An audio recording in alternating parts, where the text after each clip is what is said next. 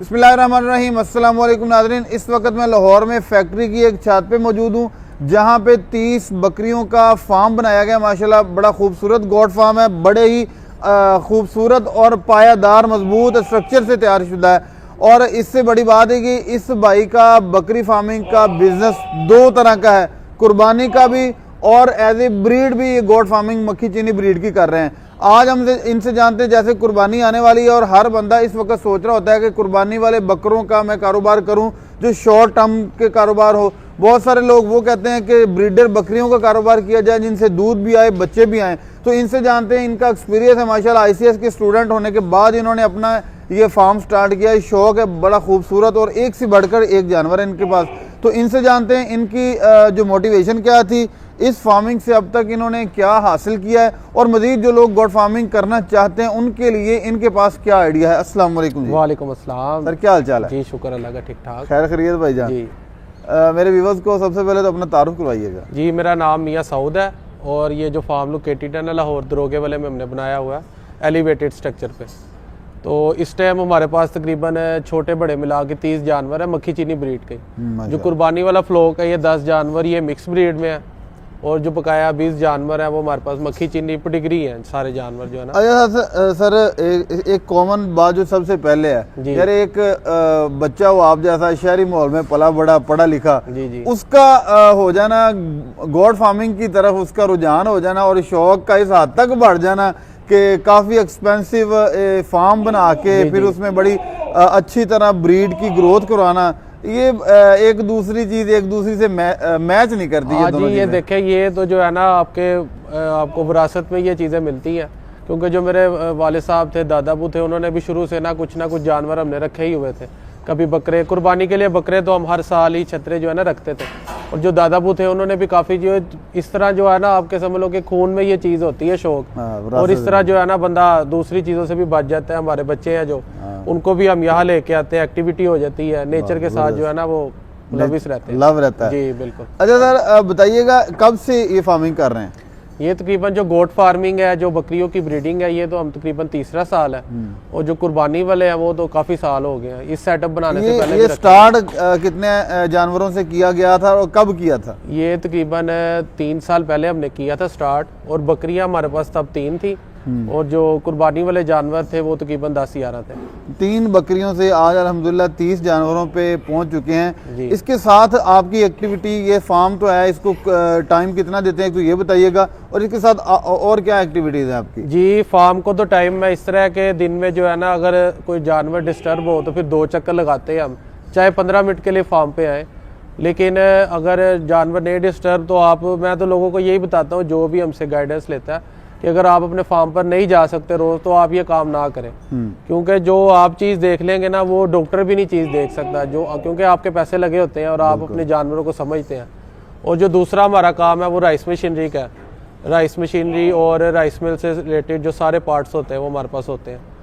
कुछ चाइना से इंपोर्ट करते हैं और कुछ इधर कास्टिंग करते हैं। सूद भाई, बहुत सारे, एक तो आपका जो बिजनेस है ना कुर्बानी पर्पस के लिए बकरों का, जी। उसकी तो एक कॉमन सेंस है, वो समझ आ गई, उसको हम बाद में डिस्कस करेंगे। पहले है जो डेयरी या ब्रीड पर्पस के लिए आपकी ब्रीड है। बहुत सारे लोग आते हैं इस फार्मिंग में और नुकसान के 1-2 साल में वाइंड अप करके चले जाते हैं। मैंने बड़े देखे हैं, बड़ी जल्दी आए, शौक हुआ, बकरियां परचेज की, 8-10 लाख लगा लिया, लेकिन बहुत जल्दी वो ठोकर खाई। जैसे आप कहते हैं कि वो ख्याल भी करते हैं लोग। मैंने ऐसे बड़े बड़े देखे हैं कि वो सारी रात फार्म में गुजारते हैं, लेकिन फिर भी गर्मी में मैनेज नहीं होता, सर्दी में फार्म मैनेज नहीं होता, और बिलखसूस जब ब्रीड आती है तो एक्सपायरी होती है जिसकी वजह से लॉस होता है, मिस्टाइटिस हो जाता है, थन जो होते हैं वो खत्म हो जाते हैं। ये क्या मसाइल होते हैं? असल में जो लोग हैं ना वो ना एक तो सुनी सुनाई बातों पे अमल करते हैं, देसी टोटके ज्यादा लगाते हैं। जब आपका जानवर डिस्टर्ब हुआ ना आप उसको फौरन डॉक्टर को तो लाजमी दिखाएं, जो अच्छा डॉक्टर है। कई लोग जो है ना वो बस देसी टोटके लगाते रहते हैं, जब जानवर बिल्कुल जीरो हो जाता है तो फिर उसको जो है ना डॉक्टर को दिखाते हैं। दूसरी चीज़ ये है कि जो इनकी खुराक है ना, लोग खुराक को नहीं समझते। लोग अपनी सारी इन्वेस्टमेंट ना जानवरों पे, शेड पे लगा देते हैं और जब खुराक की बारी आती है तो फिर वो जो है ना मतलब कि मुनासिब सी तूड़ी डाल ली और इस तरह की चीज़ें जो है ना उन्हीं पे जो है ना मुनहसर रहते हैं।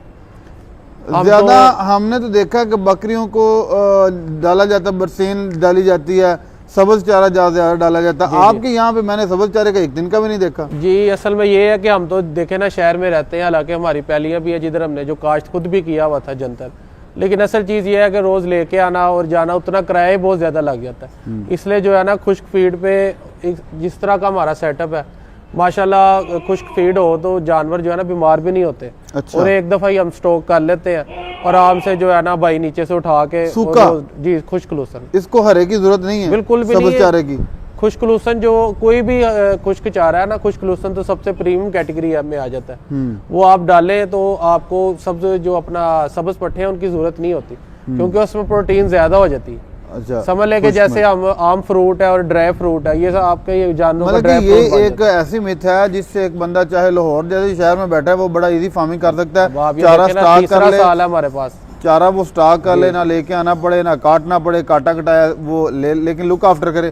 सर दूसरी चीज़ है कि जानवर जब ब्रीड पे कब एक तो ये क्रॉस कब करनी, बकरी क्रॉस कब करवानी चाहिए, नंबर 1 पे मेरा ये क्वेश्चन है। और दूसरा जब वो क्रॉस हो गई है उसके बाद क्या SOPs हैं कि वो बकरी जो ना डिलीवरी तक बच्चा भी ठीक रहे, बकरी भी ठीक रहे और उसकी डिलीवरी के बाद भी उसका जो बच्चा वो सेहतमंद रहे, इसका थोड़ा सा डिटेल दीजिएगा, क्योंकि ये पॉइंट है लोगों की लॉस होने का, उनके नुकसान होने का सबसे ज्यादा ये पॉइंट है। असल में मैंने पहले भी जो बात की है ना, लोग जो है ना फीड पे फोकस नहीं करते।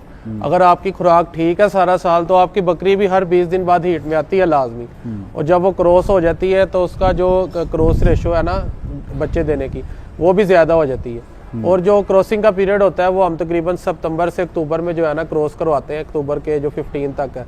उसकी वजह ये होती है कि अब जिस तरह ये मौसम जो है ना नॉर्मल है, अगर दिसंबर में या जनवरी में बच्चे आ जाए तो बहुत मुश्किल हो जाता है उनको बचाना। बच जाते हैं अगर आपके पास क्लोज इन्वायरमेंट है, इस तरह का हीटर लगाना पड़ता है। लेकिन ये है कि बेहतर ये है कि आप इस तरह अपने जानवर क्रॉस करवाएं कि आपके मार्च में या अप्रैल में इस मौसम में जो है ना बच्चे आ जाए। कितनी दफा साल में एक बकरी जो है प्रेग्नेंट होती है, कितनी दफा ये बच्चा दे सकती है? जी ये देखें, करवाने को तो आप 14 माह में 2 दफा भी करवा सकते हैं, लेकिन हम इस तरह करते हैं कि क्रॉस करवा के जब वो बच्चा देती है तकरीबन जो ना 2 माह उसको नहीं क्रॉस करवाते। उसकी वजह ये होती है कि बकरी जो है ना अपने बच्चे को अच्छी तरह दूध पिला लेती है और वो अपनी जान जब तक उसकी बन जाती है अंदर से वो जो है ना सारी सफाई हो जाती है, फिर दोबारा हम उसको क्रॉस करवाते हैं, बच्चों की रेशो भी बढ़ जाती है। अच्छा, लोगों का एक कॉमन सवाल होता है, अगर आपको भी को मैसेज आए तो सबसे पहला ये भाईजान मसूद साहब हम फार्मिंग करना चाहते हैं, कौन सी बकरियां रखें? जी एक कॉमन क्वेश्चन होता है, कौन सी बकरियां रखें? तो कौन सी से मुराद आपकी एक तो मक्खी चीनी ब्रीड है। जी जी मक्खी चीनी ब्रीड किस पर्पस के लिए है, बीतल जो है वो किस पर्पस के लिए है? बहुत सारे लोगों की तो अपनी अपनी राय, आपकी राय क्या है?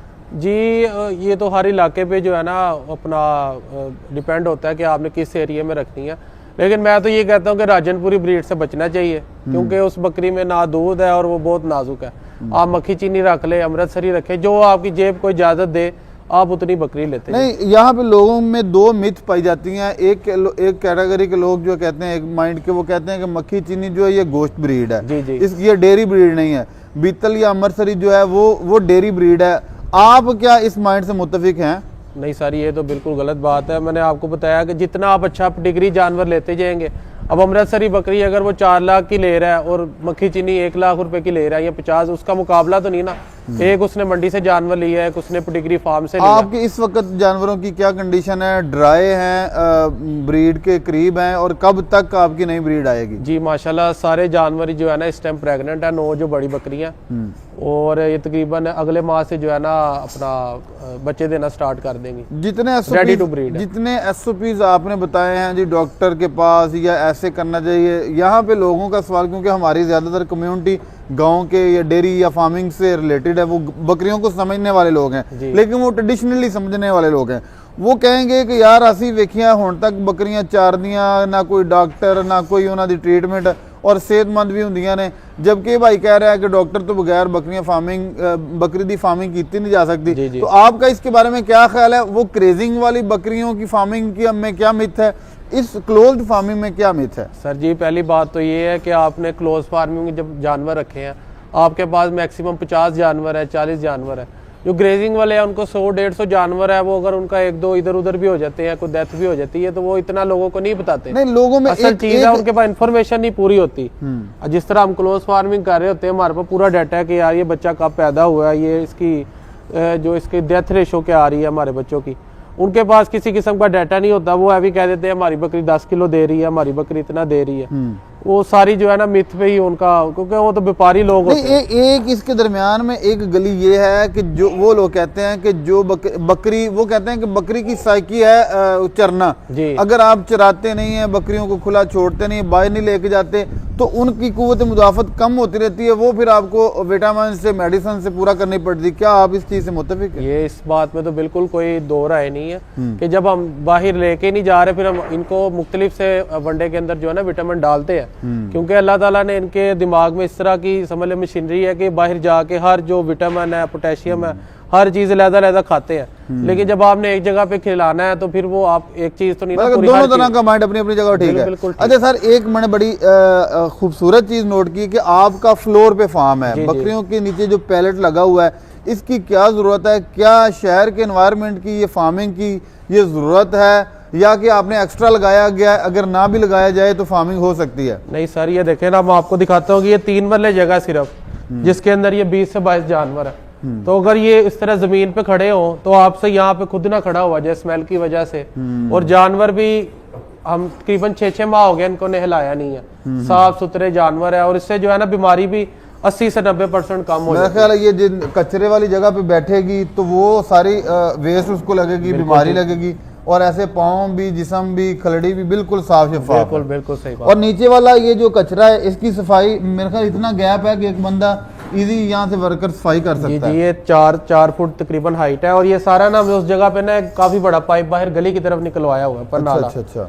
वो बाहर नीचे जो है ना भाई थोड़ा एक हैंग कर आते हैं, और जैसे सारा कचरा वो पाइप में जाता है, हाँ जी डेली।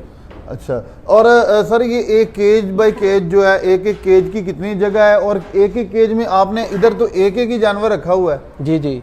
उसकी वजह ये है कि कोई बकरियां जो है ना बिल्कुल रेडी टू डिलीवर है।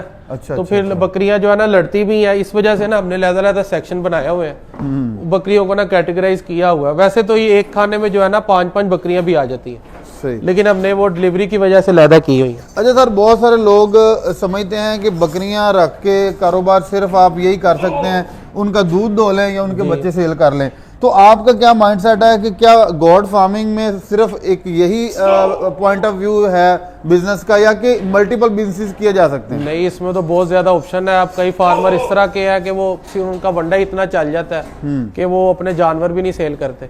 इस तरह हम भी जो है इधर अपना प्लास्टिक पैलेट भी सेल करते हैं। इनकी ये जो फर्श है जिसके लगा हुआ है, जी ये हम खुद ही जो है ना चाइना से इम्पोर्ट करते हैं। अच्छा। और माशाल्लाह पूरी मार्केट से रेट भी हम जो है ना कम ही देते हैं लोगों को, शौक बढ़ाने के लिए। हमने तो ये डॉग फील्ड में जो है ना काफी ज्यादा इस तरह के केजेस बनवाए हैं, उनके भी अंदर जो है ना बहुत सहूलत दी है। और नमक भी साथ रखा हुआ है खुलियों में? जी, नमक भी रखा हुआ है, और दूसरा जो है ये हम खुश्क लोशन डालते हैं। सही है, तो बड़े शौक से खा रही हैं। जी सर, ये आपके सामने ही है। हमने तो आज तक यही देखा है कि बकरियां जो हैं वो सिर्फ सब्ज चारे खाती हैं। नहीं, आपके सामने है सर जी, इनके लिए तो ये ड्राई फ्रूट है। माशाल्लाह। अच्छा सर, कोई लोग इस फार्मिंग में आना चाहते हैं, एक तो ये चीज़ आपने बता दी, आप एक तो ये बताइएगा कि इस पे पर डे का क्या खर्चा है, ये लोशन वगैरह का आपके फार्म का क्या खर्चा है? सर जी, लोशन वगैरह का ये है कि हम तो जो है ना लोशन ये सेल भी करते हैं। अरसलान भाई है माई पैशन ऑर्गेनिक फार्म वाले, उनकी डिस्ट्रीब्यूशन है हमारे साथ जो है ना, तो ये हम सेल भी करते हैं। हम तो होलसेल में ले लेते हैं, इसलिए हमारी जो कॉस्ट कम है। वैसे इसका सीजन में जो है ना 3800 से लेके 4200 तक रेट होता है बैग का। जी बैग का 40 किलो का। और दूसरी, आप जो फार्मिंग कर रहे हैं, बाहर बकरे खड़े हैं जी, ये बकरे आपने कितने बकरे खरीदे हैं? और अगर कोई बकरों की फार्मिंग करना चाहता है जी सर, तो मेरा ख्याल है कि डेयरी पर्पज से वो ज्यादा आसान नहीं है, ये ब्रीड वाले पर्पज से? ब्रीड वाले पर्पज से तो बकरों का सेटअप बहुत ईजी है। अगर कोई बंदा ज्यादा टाइम नहीं दे सकता तो वो बकरों का काम कर ले। सही है जी। तो ब्रीडिंग वाले काम में तो आपको टाइम देना पड़ता है, हर एक को देखना पड़ता है, और जो बकरों का काम है उसमें जो है ना काफी आसानी। ये खरीदते आप बकरे जो खरीदते हैं कुर्बानी के लिए, ये किस माह में खरीदते हैं? और ये तो मिक्स ब्रीड आपने खरीदी हुई? जी ये मिक्स ही है, ये हमने लिए के एरिया से खरीदे हैं, और ये कुछ राजनपुरी हैं, ज्यादातर जो है ना देसी मिक्स ही है ये बकरे। अच्छा, बहुत सारे लोग सर शौक रखते होंगे और मजीद इन्फॉर्मेशन के लिए आपसे रब्ता करना चाहेंगे, एक तो डिटेल से अपना एड्रेस बता दीजिएगा और आप अपना रब्ता नंबर भी शेयर कर दीजिएगा। जी, व्हाट्सएप के लिए मैं अपना नंबर दे देता हूँ 0320 45 90 635, और एरिया जो है ये लाहौर दरोगे वाले का। अच्छा सर, ब्रीडर आपका जो है वो कितने साल का है और वो आपने कब से रखा हुआ है? सर जी, जो ब्रीडर है वो हमारा तकरीबन 2.5 साल का हो गया इस टाइम, और ये हमने लिया था सैयद अली शाह गोट फार्म है उधर से। अच्छा अच्छा। और वो ये हमने काफी समझ मालूम ले कि है। बच्चा लिया था हमने, और ये माशाल्लाह अब तकरीबन 47 हाइट में हो गया। आपने कीमती टाइम दिया और बड़ी अच्छी इन्फॉर्मेशन दी। सबसे पहले ये दुआ है और व्यूवर्स के लिए भी रिक्वेस्ट है कि माशाल्लाह का कमेंट ज़रूर करें। किसी भी भाई का किसी का भी शौक देखें, और माशाल्लाह बहुत खूबसूरत शौक है, और शौक रखा इस लिहाज से नवाबों की तरह रखा हुआ है। सिंपल सी बात है, नवाबों की तरह के शौक है। और अगर आप किसी भी तरह की कोई इन्फॉर्मेशन चाहिए हो गोट फार्मिंग पे, तो आप सर से रब्ता कर सकते हैं। दुआओं में याद रखिएगा अपने भाई को। नई वीडियो में इंशाल्लाह दोबारा आपसे मुलाकात होगी, तब तक के लिए अल्लाह हाफ़िज़।